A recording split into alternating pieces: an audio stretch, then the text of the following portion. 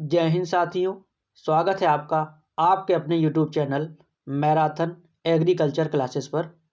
साथियों, शून्य से शिखर सीरीज का भाग 9 आज आपके सामने प्रस्तुत है। आशा है इस सीरीज के अन्य 8 भाग भी आपको काफ़ी पसंद आए होंगे, उस सीरीज के प्रश्न भी आपको पसंद आए होंगे। आइए देखते हैं आज के भाग का पहला प्रश्न मित्रों आपके सामने प्रस्तुत है और परीक्षा की दृष्टि से बहुत ही महत्वपूर्ण प्रश्न।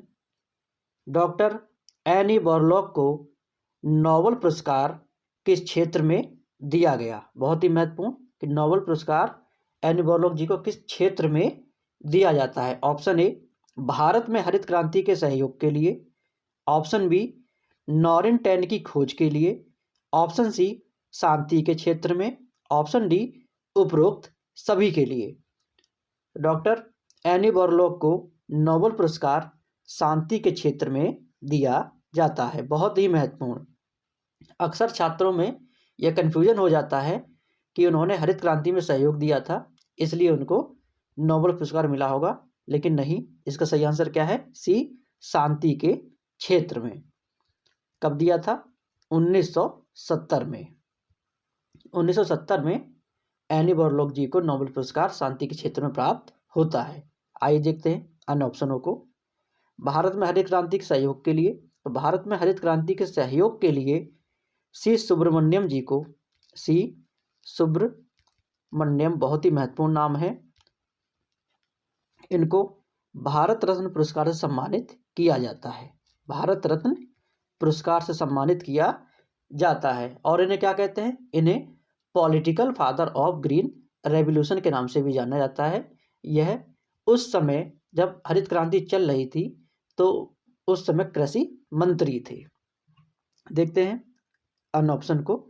नॉरिन 10 की खोज बहुत ही महत्वपूर्ण। तो नॉरिन 10 की खोज जापानी वैज्ञानिक थे गोंजिरो इनाजुका। गोंजिरो बहुत ही महत्वपूर्ण है, गोंजिरो इनाजुका। इन्होंने नॉरिन 10 की खोज की थी। मित्रों, हमारा प्रश्न था एनी बोरलॉग जी को नोबेल पुरस्कार किस क्षेत्र में दिया जाता है? उसका सही आंसर है सी, शांति के क्षेत्र में। कब मिला था? 1970 में। आइए चलते हैं अगले प्रश्न की ओर। अगला प्रश्न मित्रों आपके सामने बहुत ही महत्वपूर्ण। डॉक्टर वर्गीस कुरियन को विश्व का दूसरा खाद्य पुरस्कार किस वर्ष प्रदान किया गया? आइए ऑप्शन देखते हैं। Option A 1987, option B 1989, option C 1965, option D 1970। तो डॉक्टर वर्गीस कुरियन को विश्व का दूसरा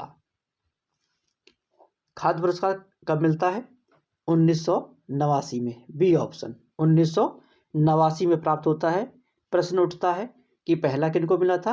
तो पहला 1987 में एम एस स्वामीनाथन जी को मिलता है। बहुत ही महत्वपूर्ण। एम एस स्वामीनाथन जी को पहला विश्व का खाद्य पुरस्कार दिया जाता है। देखते हैं उन ऑप्शनों को। 1965 में नेशनल डेयरी डेवलपमेंट बोर्ड की स्थापना होती है और इसके first chairman doctor Verghese Kurien ही होते हैं। देखते हैं अगला ऑप्शन 1970। 1970 में राष्ट्रीय कृषि आयोग की स्थापना होती है। किसकी मित्रों? राष्ट्रीय कृषि आयोग की स्थापना कब होती है? 1970 में। बहुत ही महत्वपूर्ण परीक्षा की दृष्टि से सभी के सभी ऑप्शन बहुत ही महत्वपूर्ण हैं। हमारा प्रश्न था डॉक्टर वर्गीस कुरियन को विश्व का दूसरा खाद्य पुरस्कार किस वर्ष दिया जाता है? उसका सही आंसर है बी 1989 में। आइए चलते हैं अगले प्रश्न की ओर। अगला प्रश्न इसी से संबंधित प्रश्न है, मसाला उत्पादन से संबंधित क्रांति है। ऑप्शन ए परभनी क्रांति, ऑप्शन बी सुनहरी क्रांति, ऑप्शन सी काली क्रांति, ऑप्शन डी बादामी क्रांति। मित्रों, मसाला उत्पादन से संबंधित क्रांति है बादामी क्रांति। इसको ऐसे ही चाहे इंग्लिश हो चाहे हिंदी हो, इसको बादामी ही लिखते हैं। देखते हैं अन्य ऑप्शनों को। परभनी क्रांति बहुत ही महत्वपूर्ण, यह भिंडी से संबंधित है। भिंडी या भिंडी को और क्या कहते हैं, ओकरा या ओकरा उत्पादन, आपको दोनों में से एक देखने को मिल जाएगा। सुनहरी क्रांति मोस्ट इंपॉर्टेंट, बागवानी के लिए, बागवानी से संबंधित कौन सी क्रांति है, सुनहरी, या इसी को हम कहते हैं फल उत्पादन संबंधित, दोनों एक ही हैं। अगर ऑप्शन में एक और चीज़ है आ जाए, शहद उत्पादन, शहद उत्पादन, यह भी सुनहरी क्रांति से ही संबंधित है। काली क्रांति बहुत ही महत्वपूर्ण, यह पेट्रोलियम या जैव ईंधन, किससे मित्रों, पेट्रोलियम या जैव ईंधन, जिसे जेट्रोफा कहते हैं, जेट्रोफा के उत्पादन में भी इसका है। हमारा प्रश्न था मसाला उत्पादन संबंधित क्रांति कौन सी है, उसका सही आंसर है डी, बादामी क्रांति। आशा है आपको सारे ऑप्शन समझ में आए होंगे। चलते हैं अगले प्रश्न की ओर। अगला प्रश्न बहुत ही महत्वपूर्ण, ऑपरेशन फ्लड का द्वितीय चरण सेकेंड फेज कब से कब तक चला।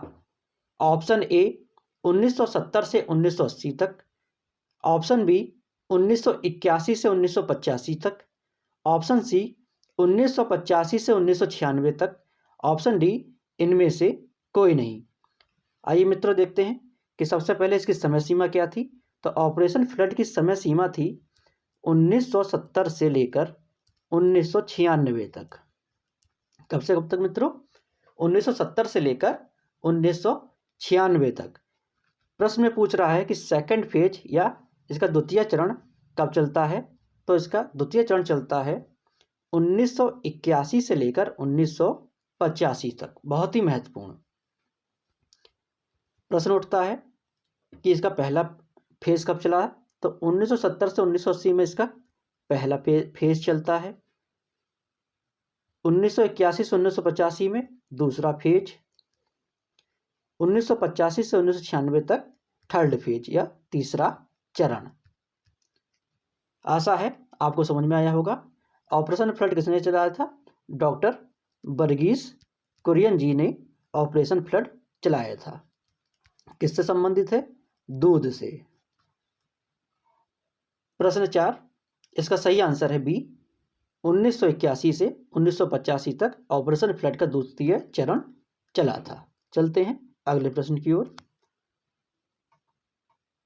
अगला प्रश्न मित्रों, प्रत्येक वर्ष कृषि शिक्षा दिवस किस दिन मनाते हैं। ऑप्शन ए 1 दिसंबर, ऑप्शन बी 3 दिसंबर, ऑप्शन सी 4 दिसंबर, ऑप्शन डी 5 दिसंबर। तो प्रत्येक वर्ष कृषि शिक्षा दिवस कब मनाते हैं, 3 दिसंबर को। बहुत ही महत्वपूर्ण, कब मनाते हैं मित्रों, 3 दिसंबर को। देखते हैं अन्य ऑप्शनों को। 1 दिसंबर को विश्व एड्स दिवस, यह आप सबको पता होगा, विश्व एड्स दिवस।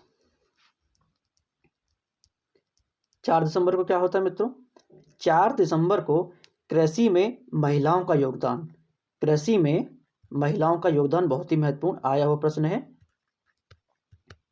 कृषि में महिलाओं का योगदान।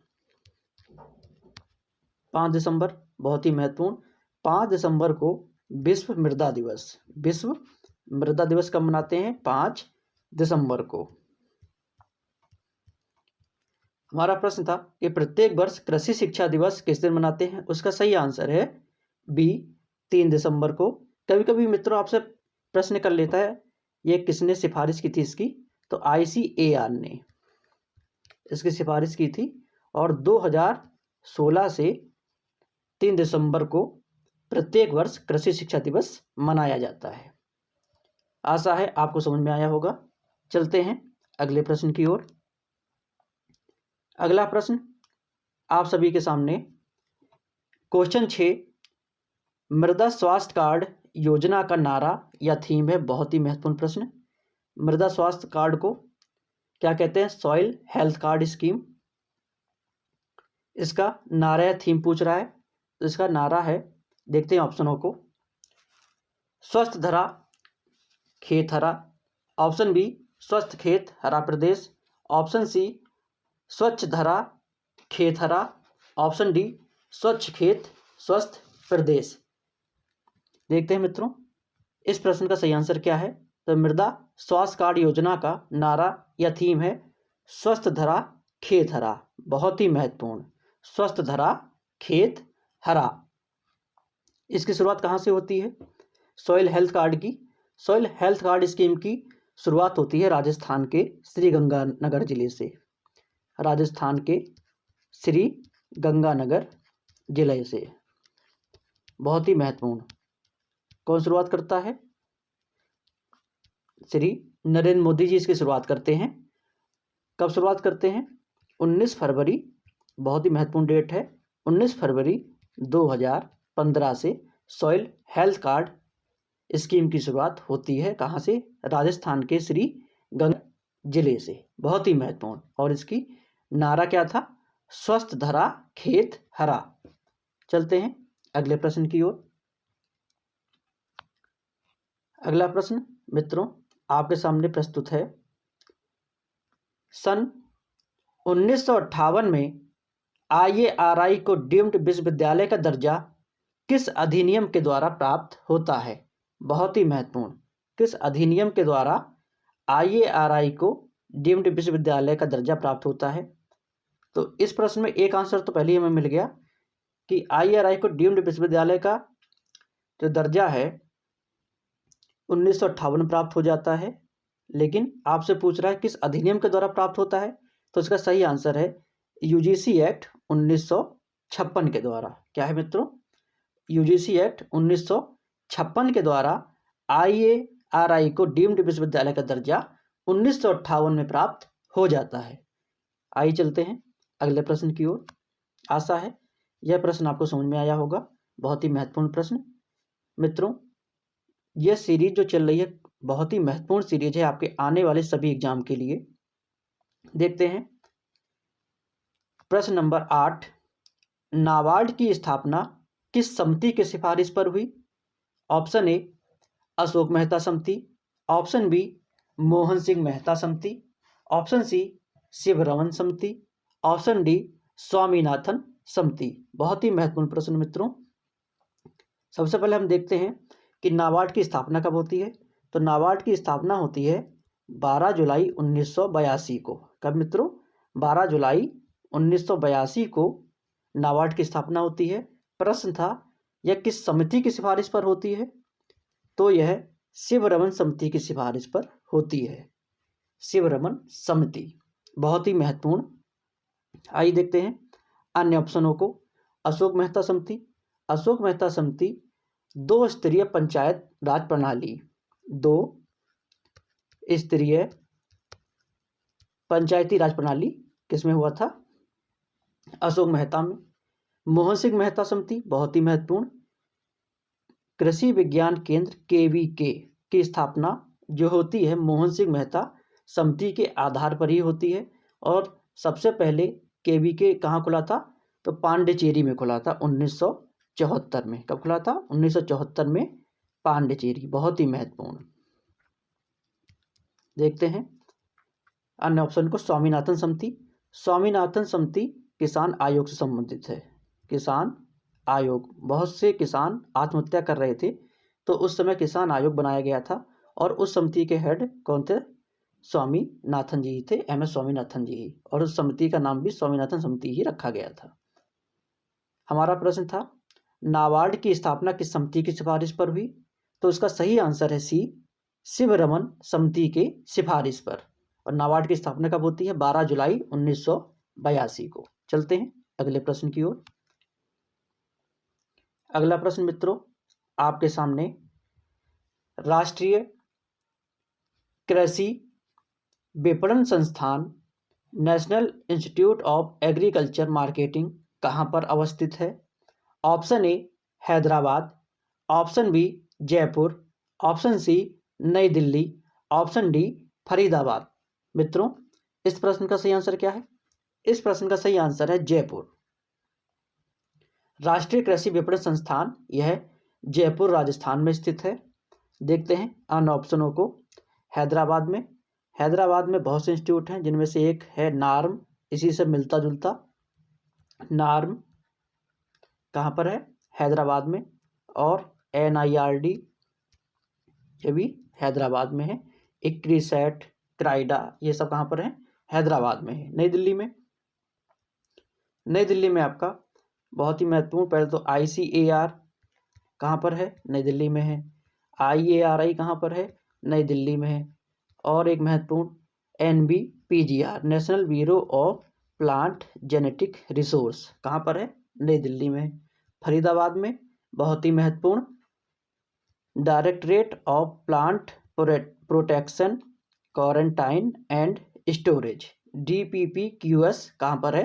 फरीदाबाद में अवस्थित है। हमारा प्रश्न था राष्ट्रीय कृषि विपणन संस्थान नियाम कहाँ पर है? इसका सही आंसर है बी, जयपुर, राजस्थान में। आशा है मित्रों आपको यह प्रश्न समझ में आया होगा। चलते हैं अगले प्रश्न की ओर। अगला प्रश्न बहुत ही महत्वपूर्ण, बहुत बार परीक्षाओं में आया हुआ प्रश्न है ये। राष्ट्रीय जीन बैंक की स्थापना कहाँ हुई है? Option A New Delhi, option B Ghaziabad, option C Lucknow, option D Tamil Nadu. मित्रों राष्ट्रीय जीन बैंक की स्थापना नई दिल्ली में होती है। कहाँ हुई है? नई दिल्ली में। National bureau of plant genetic resource में ही, national bureau of plant genetic resource, यहीं पर नई दिल्ली की राष्ट्रीय जीन बैंक की स्थापना होती है नई दिल्ली में। गाजियाबाद में क्या है? गाजियाबाद में राष्ट्रीय जैविक एवं प्राकृतिक खेती केंद्र है। क्या है मित्रों? राष्ट्रीय जैविक, बहुत ही महत्वपूर्ण प्रश्न है ये। राष्ट्रीय जैविक एवं प्राकृतिक खेती कहाँ पर होती है? गाजियाबाद में इसका केंद्र है। लखनऊ में, लखनऊ में बहुत से इंस्टीट्यूट हैं जिसमें आपका है national bureau of fish genetic resource, बहुत ही महत्वपूर्ण। इसके साथ साथ CISH, CMAP, IISR, बहुत सारे हैं। IISR कहाँ पर है ये? लखनऊ में। तमिलनाडु में आपका क्राइडा, इक्रिसैट ये सब कहाँ पर हैं? तमिलनाडु में। यहाँ पे IISR है ये, IISR। आशा है आपको यह प्रश्न समझ में आया होगा। प्रश्न था मित्रों राष्ट्रीय जीन बैंक की स्थापना कहाँ हुई? तो इसका सही आंसर है ए, नई दिल्ली में। चलते हैं अगले प्रश्न की ओर। अगला प्रश्न चलने से पहले मित्रों अगर आपने अभी तक हमारी वीडियो को सब्सक्राइब नहीं किया है तो आप उसे सब्सक्राइब कर लें, हमारी वीडियो को लाइक करें, ज़्यादा से ज़्यादा अपने ग्रुप में शेयर करें। अगर आपको हमारी वीडियो का नोटिफिकेशन नहीं मिलता है तो आप बेल आइकन को प्रेस करना ना भूलें। चलते हैं अगले प्रश्न की ओर। अगला प्रश्न आपके सामने बहुत ही महत्वपूर्ण मित्रों प्रश्न है समग्र क्रांति परिकल्पना टोटल रेवोल्यूशन कॉन्सेप्ट किसकी देन है?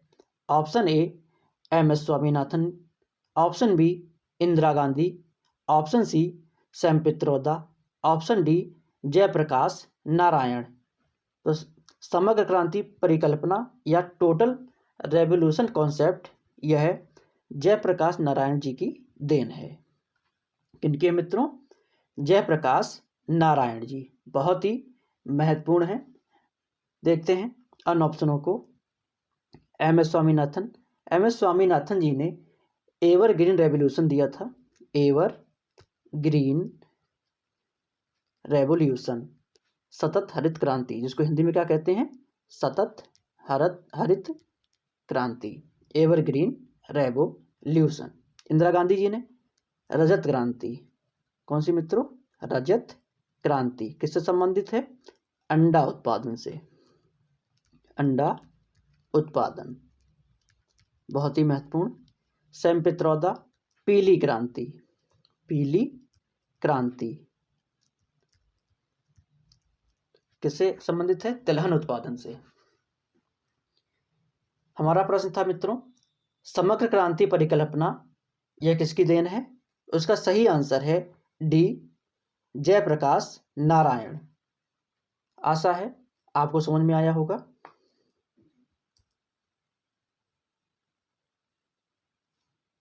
मित्रों, चलते हैं अगले प्रश्न की ओर। अगला प्रश्न आपके सामने प्रस्तुत है। प्रश्न 12, निम्न पोषक तत्वों में कौन सा तत्व फसल के लिए आवश्यक है? Option A silica, option B vanadium, option C sodium, option D nickel. तो निम्न पोषक तत्वों में ऐसा कौन सा तत्व है जो फसल के लिए क्या है? आवश्यक है। आवश्यक पोषक तत्वों की संख्या कितनी है मित्रों? 17 आवश्यक पोषक तत्व हैं। और 17वां पोषक तत्व कौन सा है? वो कौन सा है? निकेल। निकेल ही कौन सा है? 17वां। आइए चलते हैं अन्य ऑप्शनों पर। सिलिका, वेनेडियम और सोडियम कौन कौन से मित्रों? सिलिका, वेनेडियम और सोडियम। ये तीनों के तीनों कैसे हैं? लाभदायक पोषक तत्व हैं। कैसे मित्रों? लाभदायक पोषक तत्व, बहुत ही महत्वपूर्ण। जिनमें सिलिका अर्ध आवश्यक पोषक तत्वों की श्रेणी में आता है। अर्ध आवश्यक पोषक तत्व अगर आपसे पूछ ले कौन सा है, तो अर्ध आवश्यक पोषक तत्व है आपका सिलिका, बहुत ही महत्वपूर्ण, जो धान के लिए बहुत ही महत्वपूर्ण है। दूसरा वेनेडियम, यह भी धान के लिए महत्वपूर्ण है। हमारा प्रश्न था निम्न पोषक तत्वों में ऐसा कौन सा तत्व है जो फसलों के लिए आवश्यक है? उसका सही आंसर है डी निकेल। चलते हैं अगले प्रश्न की ओर। आशा है यह प्रश्न आपको समझ में आया होगा।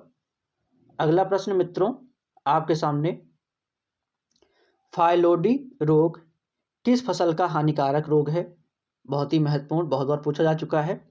ऑप्शन ए मूंगफली, ऑप्शन बी तिल, option C soybean, option D मटर। तो फाइलोडी रोग यह किस फसल का हानिकारक रोग है? यह तिल का बहुत ही हानिकारक रोग है, सबसे मुख्य रोग है। किसके कारण होता है? यह फाइटोप्लाज्मा या माइकोप्लाज्मा के कारण होता है। फाइटोप्लाज्मा, इसी को कहते हैं माइकोप्लाज्मा, दोनों एक ही हैं। अगर ऑप्शन में कभी भी अगर बदल किया जाए तो आप घबराइएगा नहीं, फाइटोप्लाज्मा या माइकोप्लाज्मा के कारण होता है। मूंगफली का है कॉलर रॉट। और कौन सा है? टिक्का रोग, बहुत ही महत्वपूर्ण, टिक्का। सोयाबीन का चारकोल रॉट, ये किसका है? यह सोयाबीन का है। मटर में मैग्नीज की कमी से कौन सा रोग हो जाता है? मार्स रोग। ये मैग्नीज पोषक तत्व की कमी से हो जाता है। मित्रों, प्रश्न था फाइलोडी किस फसल का हानिकारक रोग है? तो इसका सही आंसर है बी तिल। यह तिल का बहुत ही हानिकारक रोग है। चलते हैं अगले प्रश्न की ओर।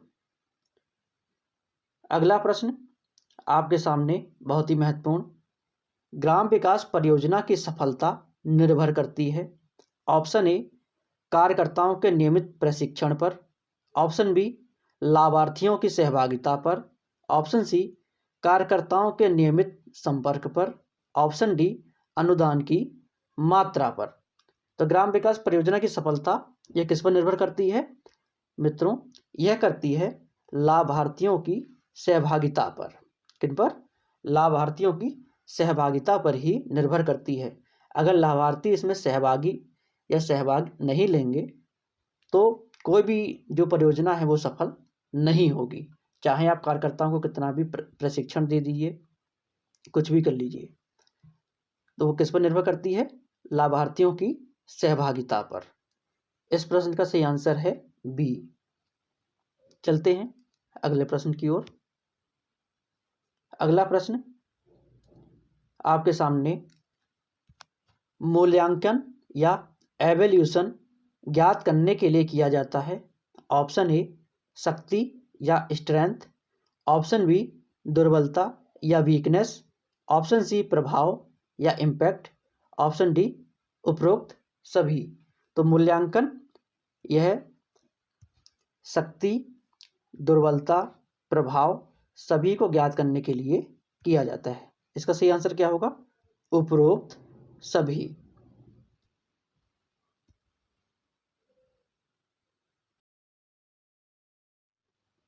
आशा है मित्रों आपको यह प्रश्न समझ में आया होगा।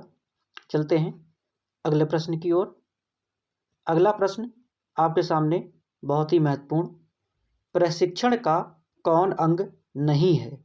जैसे ही आपको नहीं दिख जाता है आप उसके नीचे अंडरलाइन कर लें या उस पर गोला लगा लें ताकि आपका ध्यान उस पर बना रहे। देखते हैं ऑप्शनों को।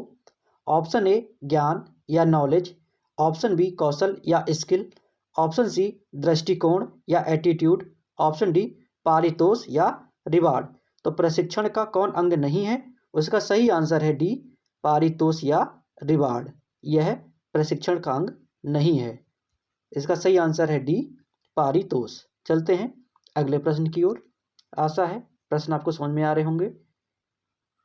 अगला प्रश्न आपके सामने बहुत ही महत्वपूर्ण, निम्न में कौन सा बायो कीटनाशी या बायो पेस्टिसाइड नहीं है? जैसे ही मित्रों आपको नहीं दिख जाता है फिर से आप क्या करेंगे? उस पर गोला लगा लेंगे। तो ऑप्शन है इसका, option A carbaryl, option B Bioneem, option C Biolep, option D Dipel. तो निम्न में ऐसा कौन सा पेस्टिसाइड है जो बायो पेस्टिसाइड नहीं है? इसका मतलब कैसा होगा? वो रासायनिक होगा। तो कौन सा है? Option A carbaryl. यह कैसा है? रासायनिक कीटनाशी है। रासायनिक कीटनाशी। देखते हैं अन्य ऑप्शनों को। अन्य ऑप्शन सब कैसे हैं? बायोनीम, बायोलेप, डिपेल, ये सब कैसे हैं? बायो पेस्टिसाइड हैं। जिसमें डिपेल, जो डिपेल है यह बीटी का ट्रेड नेम या व्यापारिक नाम है। बीटी का व्यापारिक नाम, बहुत ही महत्वपूर्ण, डिपेल। आशा है आपको समझ में आया होगा। इस प्रश्न का सही आंसर है ए कार्बेरिल। चलते हैं अगले प्रश्न की ओर। अगला प्रश्न आपके सामने बहुत ही महत्वपूर्ण प्रश्न, क्वेश्चन नंबर 18, तंबाकू में शीर्ष बीमारी या टॉप सिकनेस किस पोषक तत्व की कमी से होता है?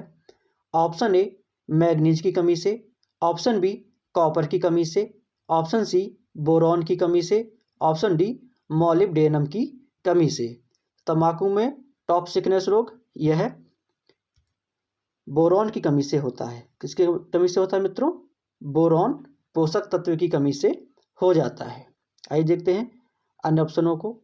मैग्नीज की कमी से, मैग्नीज की कमी से मटर का मार्स रोग। कौन सा मित्रों? मटर का मार्स रोग, बहुत ही महत्वपूर्ण, बहुत बार यह प्रश्न पूछ चुके हैं। देखते हैं कॉपर की कमी से, कॉपर की कमी से नींबू का डाईबैक या उल्टा सूखा रोग। डाईबैक, नींबू का डाईबैक, इसे क्या कहते हैं हिंदी में? उल्टा सूखा रोग, बहुत ही महत्वपूर्ण। मॉलिब्डेनम की कमी से भिप्टेल रोग। भिप्टेल ये किस में होता है? ये होता है फूल गोभी में। फूल गोभी में भिप्टेल रोग किसकी कमी से होता है? मॉलिब्डेनम की कमी से। हमारा प्रश्न था तंबाकू में शीर्ष बीमारी जिसे टॉप सिकनेस कहते हैं किस पोषक तत्व की कमी से होता है? उसका सही आंसर है सी बोरॉन की कमी से। आशा है आपको प्रश्न समझ में आया होगा। चलते हैं अगले प्रश्न की ओर। अगला प्रश्न 19वां आपके सामने प्रस्तुत है, जौ की नेमेटोड अवरोधी किस्म है? Option A Ratna, option B Rajkiran, option C Jyoti, option D Dolma. तो नेमेटोड अवरोधी कह लीजिए या मौल्य अवरोधी कह लीजिए, बात एक ही है। ये मौल्य रोग है वो नेमेटोड के द्वारा होता है। तो उसकी अवरोधी किस्म कौन सी है? उसका सही आंसर है राजकिरण। बहुत ही महत्वपूर्ण, बहुत बार पूछा जा चुका प्रश्न है ये। देखते हैं अन्य ऑप्शनों को। रत्ना यह चारे के उद्देश्य से उगाई जाती है, चारे के लिए। ज्योति यह सामान्य किस्म है। डोलमा बहुत ही महत्वपूर्ण, यह छिलका रहित या हस्कलेस वैरायटी है, छिलका रहित। बहुत बार भिन्न भिन्न परीक्षाओं में डोलमा के बारे में पूछ चुका है। फिलहाल अभी 2021 टीजीटी में ये प्रश्न आया हुआ है। हमारा प्रश्न था जौ की नेमेटोड अवरोधी किस्म कौन सी है? उसका सही आंसर है बी, राज किरण। चलते हैं अगले प्रश्न की ओर। मित्रों, यह प्रश्नों की सीरीज आपके सभी एग्जाम के लिए बहुत ही महत्वपूर्ण है। आप वीडियो को पूरा देखें तथा हमारी वीडियो को लाइक जरूर करें। प्रश्न नंबर 20 आपके सामने, जैविक खेती का मुख्य उद्देश्य है। बहुत ही महत्वपूर्ण प्रश्न है आपके लिए ये। ऑप्शन ए, रासायनिक उर्वरकों पर निर्भरता कम करना। ऑप्शन बी, फसलों की उत्पादन लागत में कमी करना। उत्पादन लागत मतलब कॉस्ट, प्राइस को कम करना। ऑप्शन सी, फसलों की उत्पादन क्षमता को बढ़ाना, प्रोडक्शन को बढ़ाना। ऑप्शन डी, फसल उत्पादन के गुणों में सुधार करना। तो इसका सही आंसर क्या होगा? देखा जाए तो चारों के चारों ऑप्शन बिल्कुल सही हैं। जैसे रासायनिक उर्वरकों निर्भरता कम करना, ये भी बिल्कुल सही आंसर है। फसलों की उत्पादन लागत में कमी मतलब कॉस्ट प्राइस को कम करना, भाई बात ये भी सही है। ऑप्शन सी, फसलों की उत्पादन क्षमता को बढ़ाना मतलब प्रोडक्शन को बढ़ाना, बात ये भी सही है। ऑप्शन डी, फसल उत्पादन के गुणों में सुधार करना, बात ये भी सही है। तो इसका सही आंसर क्या होगा? अगर चारों के चारों ऑप्शन सही हैं, अगर ऐसी कंडीशन आपके सामने मित्रों कभी आ जाए तो हमें सबसे सूटेबल आंसर को टिक करना होता है। और इस प्रश्न में सबसे सूटेबल आंसर कौन सा रहेगा? वो रहेगा रासायनिक उर्वरकों पर निर्भरता कम करना। जैविक खेती है तो जैविक खेती किस लिए की जाती है? ताकि रासायनिक उर्वरकों पर हम निर्भरता कम कर सकें। तो इसका सही आंसर क्या होगा? ऑप्शन ए, रासायनिक उर्वरकों पर निर्भरता को कम करना। तो जैविक खेती का मुख्य उद्देश्य क्या है तो सभी, लेकिन सबसे अच्छा ऑप्शन है रासायनिक उर्वरकों पर निर्भरता कम करना। आशा है आपको यह प्रश्न समझ में आया होगा। चलते हैं अगले प्रश्न की ओर। प्रश्न नंबर 21 आपके सामने प्रस्तुत है। मालवीय 305 प्रजाति है। बहुत ही महत्वपूर्ण प्रश्न। ऑप्शन ए, सूरजमुखी की। ऑप्शन बी, कुसुम की। ऑप्शन सी, अरंडी की। ऑप्शन डी, नाइजर की। तो मालवीय 305 यह प्रजाति किसकी है? यह कुसुम की प्रजाति है।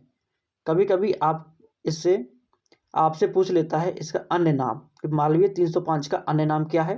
तो इसका अन्य नाम है हस 305। बहुत ही महत्वपूर्ण प्रश्न आया हुआ है, हस 305 इसका अन्य नाम है। और यह कुसुम की, इंग्लिश में कुसुम को क्या कहते हैं? सैफ फ्लावर। कुसुम या सैफ फ्लावर की प्रजाति है। सूरजमुखी की प्रजाति कौन कौन सी हैं? सूरजमुखी की आपकी मॉडर्न, सूर्या, सूरजमुखी, ये सब हैं। अरंडी की अरुणा, ज्वाला, ज्योति, ये सब हैं। नाइजर की पेरियर 1, JNC 1, 6, 9, इसकी अन्य वैरायटियाँ हैं।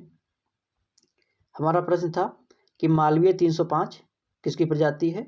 यह कुसुम या सैफ फ्लावर की प्रजाति है। और मालवीय 305 का अन्य नाम क्या है? हस 305। आशा है आपको समझ में आया होगा।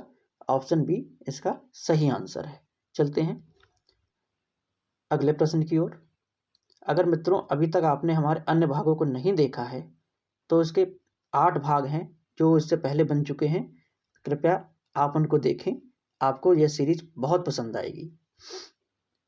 प्रश्न नंबर 22 आपके सामने, मिर्च की चरपराहट किस कारण पाई जाती है? ऑप्शन ए, कैप्सेथीन के कारण। ऑप्शन बी, कैप्सेसीन के कारण। ऑप्शन सी, ओलियोरेजिन के कारण। ऑप्शन डी, सभी के कारण। बहुत ही महत्वपूर्ण प्रश्न। तो मिर्च में चरपराहट किस कारण पाई जाती है? कैप्सेसीन के द्वारा। कैप्सेसीन के द्वारा मिर्च में चरपराहट पाई जाती है। अगर आप मिर्च खाते हैं तो सी सी की आवाज़ आती है ना, वही कैप्सेसीन हम रिलेट कर लेंगे उससे, क्योंकि कैप्सेथीन इससे मिलता जुलता नाम है। और यह किस कारण है? कैप्सेथीन की वजह से मिर्च का लाल रंग, मिर्च का लाल रंग बहुत ही महत्वपूर्ण। लाल रंग किस कारण होता है? कैप्सेथीन की वजह से, और कैप्सेसिन की वजह से मिर्च में चरपराहट पाई जाती है। ओलियोरेजिन, ये भी बहुत महत्वपूर्ण है। ओलियोरेजिन के कारण ही मिर्च में गंध पाई जाती है। मिर्च में गंध बहुत ही महत्वपूर्ण। तीनों के तीनों ऑप्शन बहुत ही महत्वपूर्ण है मिर्च के। हमारा प्रश्न था मिर्च की चरपराहट किस कारण पाई जाती है? उसका सही आंसर है कैप्सेसिन। चलते हैं अगले प्रश्न की ओर। अगला प्रश्न आपके सामने प्रश्न नंबर 23। भैंस के बच्चे देने की क्रिया को क्या कहते हैं? Option A calving, option B kidding, option C lambing, option D hatching. तो भैंस हो मित्रों, भैंस हो या फिर गाय हो या आपका ऊंट, भैंस, गाय, ऊंट, तीनों में ही बच्चे देने की क्रिया काल्विंग कहलाती है। क्या कहलाती है मित्रों? काल्विंग। देखते हैं अन ऑप्शनों को। किडिंग, यह बकरी, बकरी के बच्चे देने की क्रिया क्या कहलाती है? किडिंग। लैम्बिंग, यह भेड़, भेड़ में बच्चा देने की क्रिया क्या कहलाती है? लैम्बिंग। हैचिंग, अंडा देने की क्रिया किसमें? मुर्गी में। हैचिंग। हमारा प्रश्न था भैंस के बच्चे देने की क्रिया क्या कहलाती है? उसका सही आंसर है ए काल्विंग। भैंस, गाय और ऊंट तीनों में बच्चे देने की क्रिया क्या कहलाती है? काल्विंग। आशा है आपको यह प्रश्न समझ में आया होगा। चलते हैं अगले प्रश्न की ओर। प्रश्न नंबर 24 आपके सामने प्रस्तुत है।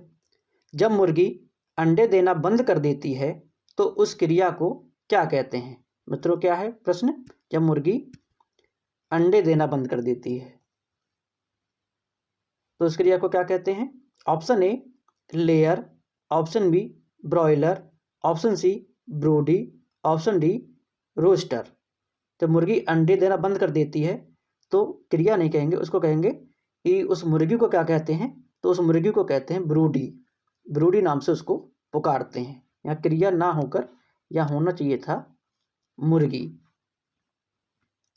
क्या होना चाहिए था मित्रों? मुर्गी। तो उस मुर्गी को क्या कहते हैं? तो उस मुर्गी को कहते हैं ब्रूडी। इसका सही आंसर क्या रहेगा? ब्रूडी। लेयर, ऑप्शन ए को देखते हैं लेयर, जो मुर्गी अंडे देती है, अंडे, अंडे देने वाली मुर्गी को क्या कहते हैं? Layer, broiler. मांस के उद्देश्य से अगर पाले जाते हैं तो उसे कहते हैं बॉयलर। अगर अंडे देने के उद्देश्य से तो लेयर, मांस के उद्देश्य से ब्रॉयलर। रूस्टर, रूस्टर क्या है? ये कॉक या मुर्गा को ही रूस्टर कहते हैं। अगर मुर्गा 1 वर्ष से ज़्यादा आयु का हो जाता है तो उसे रूस्टर के नाम से जाना जाता है। हमारा प्रश्न था जब मुर्गी अंडे देना बंद कर देती है तो उस मुर्गी को क्या कहते हैं? उसका सही आंसर है सी ब्रूडी। आशा है आपको यह प्रश्न समझ में आया होगा। चलते हैं अगले प्रश्न की ओर। अगला प्रश्न आपके सामने बहुत ही महत्वपूर्ण प्रश्न, प्रश्न नंबर 25। जेली में TSS होता है। TSS का फुल फॉर्म कभी पूछ लेता है, टोटल सॉल्युबल सॉलिड होता है। Option A 75%, option B 70%, option C 68%, option D 65%। तो जेली में TSS की मात्रा कितनी होती है? 65%। बहुत ही महत्वपूर्ण। सबसे अच्छी जेली किसकी बनती है? अमरूद की, क्योंकि इसमें पैक्टिन की मात्रा ज़्यादा पाई जाती है। अमरूद। 68% क्या है? 68% ये जैम में TSS की मात्रा, जैम में 68% TSS की मात्रा पाई जाती है। और सबसे अच्छा जैम किसका बनता है? आम का। आम का सबसे अच्छा जैम बनता है। मित्रों हमारा प्रश्न था जेली में TSS होता है कितना? उसका सही आंसर है डी 65%। और सबसे अच्छी जेली किसकी बनती है? अमरूद की, क्योंकि उसमें पैक्टिन की मात्रा ज़्यादा पाई जाती है। आशा है आपको प्रश्न समझ में आया होगा। चलते हैं अगले प्रश्न की ओर। अगला प्रश्न आपके सामने बहुत ही महत्वपूर्ण प्रश्न। गाय की कौन सी नस्ल का दूध सबसे मीठा होता है? Option A Kankrej, option B Nagori, option C Sahiwal, option D Gir. तो गाय की ऐसी कौन सी नस्ल है जिसका दूध सबसे मीठा होता है? उसका सही आंसर है साहिवाल, सी साहिवाल। इसका दूध सबसे मीठा होता है। देखते हैं उन ऑप्शनों को। काकरेज, काकरेज यह सवाई चाल के लिए फेमस है। सवाई चाल, आपसे प्रश्न पूछ लेता है कि सवाई चाल के लिए कौन सी वैरायटी फेमस है, तो है काकरेज। नागौरी, नागौरी ये भारवाही किस्म है और इसके जो बैल हैं, बैल सबसे उच्च क्वालिटी के अगर बैल हैं वो नागौरी के पाए जाते हैं और तेज दौड़ने वाले होते हैं। तेज दौड़ने वाले बैल नागौरी किस्म के। देखते हैं अगला ऑप्शन गिर। यह गाय की दुधारू नस्ल है, दुधारू नस्ल, बहुत ही महत्वपूर्ण। हमारा प्रश्न था गाय की कौन सी नस्ल का दूध सबसे मीठा पाया जाता है, तो उसका सही आंसर है सी साहिवाल का। साहिवाल का कभी कभी आपसे उपनाम भी पूछ लेता है। उसका उपनाम क्या है? लोला। क्या है मित्रों? लोला। ढीली त्वचा के कारण इसको लोला नाम से भी पुकारा जाता है। आइए चलते हैं अगले प्रश्न की ओर। प्रश्न नंबर 27 आपके सामने प्रस्तुत है। धान गाही यंत्र में गाही ड्रम का प्रकार होता है। यह प्रश्न बहुत सी परीक्षाओं में सेम टू सेम ऐसा ही पूछा गया है। इसके ऑप्शन है A peg type, option B bar type, option C roller type, option D all of these. तो धान गाही यंत्र में गाही ड्रम का प्रकार कैसा होता है? उसका सही आंसर है पैग टाइप। इसी को हिंदी में कहते हैं खूंटी प्रकार का। कैसा होता है? खूंटी प्रकार का या पैग टाइप। चलते हैं अगले प्रश्न की ओर। मित्रों, प्रश्न नंबर 28 आपके सामने प्रस्तुत है।